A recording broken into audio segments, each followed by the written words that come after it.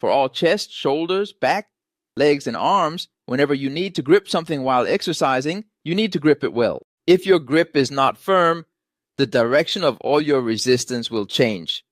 At that point, focusing on the details of the movements is meaningless. What does that mean? Let me give you an example. Whether you're working on your shoulders or biceps, as long as your grip is not firm, the movements you perform, like doing this or that, as long as your grip is firm, you can build bigger arms. As long as your grip is not firm, no matter how precise your movement trajectory is, it won't help. Your arms just won't grow bigger, no matter how you train. In other words, the importance of your grip ranks first, right after breathing. Its importance surpasses any key point of your movements.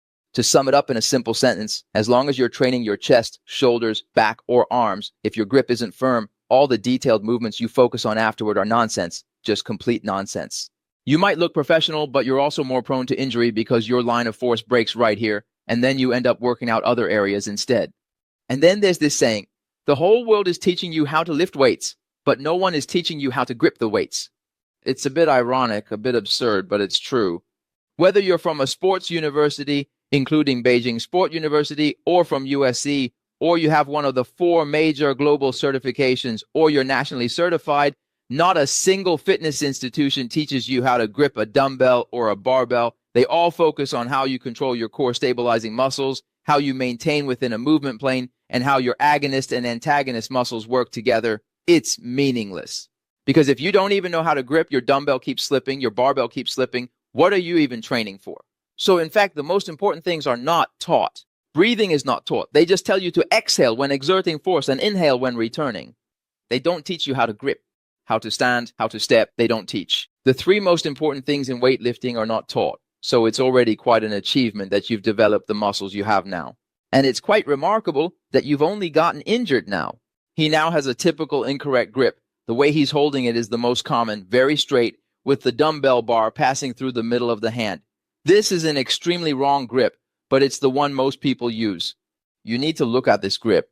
It is incorrect. Moreover, with this grip, you basically won't develop your arms much, and you're particularly prone to what? TFCC. Triangular fibrocartilage complex injury, then golfer's elbow, tennis elbow, long head of the biceps tendonitis, subacromial impingement, and you're particularly prone to these issues. Right? Basically, every beginner, when you reach a certain intensity, will encounter these problems. And let me tell you, over 95% of people, as long as you continue lifting weights, you will encounter these problems. Moreover, if you don't change your grip posture after encountering these issues, just press in here, massage in there, or training stability won't really solve the problem. Then I'll show you some things later on. This is about the thumb. Then I don't know how well you know anatomy, but this is the transverse head of the adductor pollicis, and this is the oblique head of the adductor pollicis. You'll find that controlling the thumb and the function of thumb adduction is very important because every grip requires the adduction function of the thumb. All gripping actions need the adduction function of the thumb. You'll find that the muscles responsible for thumb adduction originate from the second and third fingers and insert into the thumb. This means that only when the second and third fingers are stable can your thumb exert strength. Let me reiterate, among the 4 fingers, the thumb has the greatest strength and is also the most important. However, its strength does not depend on itself. Whether it can exert force depends on the stability of the second and third fingers. In other words, only after the second and third fingers are stable can your thumb be stable and grip tightly. If your second and third fingers cannot grip your thumb tightly, no matter how robust your thinner eminence is, it still won't grip tightly. So this is also a philosophical question. When I make a fist like this, the stronger my thumb is, the more it presses down on my index and middle fingers, making it harder for them to be pried open. However, whether my thumb can press down on the index and middle fingers depends on whether the index and middle fingers are tightly clenched.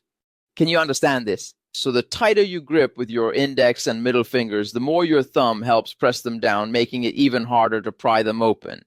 The more easily the dumbbell or barbell feels like it's part of your hand, the less likely it is to deviate no matter what you do. But if your index and middle fingers aren't tightly gripped, and your thumb isn't tightly gripped either, then your index and middle fingers are more easily pried open. That's the relationship between them. Many people train their thumbs, especially those who practice massage therapy, because they use their thumbs a lot. All right, let me say this again. If you keep giving massages to people and use your thumb, and after pressing with your thumb it feels uncomfortable or painful, it's not about training the thumb. Many people do not practice their thumbs to strengthen their eyes, but their index and middle fingers. Once you train your index and middle fingers, your thumb will improve. Can you understand that? But many people don't quite understand the principle behind it. Because let me tell you, no one has thoroughly researched and understood these things. Those who don't practice, who don't train, they don't understand the principles. They don't grasp the concepts, principles. He knows anatomy, but he doesn't know sports rehabilitation. So very few people can explain these things to you clearly. Then let me show you this. This first bone tip machine is different from the other bone tip machines. What is its function? Its function is to adduct the thumb and abduct the index finger. Adduct the thumb and abduct the index finger. It actually allows you to do this movement, okay? Because the index finger is abducted, the other bone tip machines only have the function of abduction. Only the thumbs has the function of adduction. Then look at the long and short flexors. All the muscles that control the flexion of the thumb must have a function, which is to make the thumb adduct, that is, to make the thumb abduct. Look at the long flexor of the thumb. Wow, it is angled. In the anatomical software, you see the long flexor of the thumb, and it only shows the function of flexing the thumb. In reality, for the long flexor of the thumb to flex, it must be slightly adducted because it is angled. Angled, angled, angled. Because, let me tell you, no one has researched these things. Those who understand anatomy don't practice. They don't train. Few grasp principles, anatomy or sports rehab, making clear explanations. All the muscles that can control the flexion of the thumb have the function of adduction. So only after adducting can you press down and grip something tightly. Then let me show you something else. This is the flexor pollicis brevis. Where is the flexor pollicis brevis located? It is located near the index finger, meaning if your index finger is not stable, your flexor pollicis brevis cannot exert force. Additionally, your adductor pollicis cannot exert force, neither the transverse head nor the oblique head. Therefore, for your thumb to exert force, it still relies on the index finger. Additionally, the flexor pollicis longus also passes by the index finger.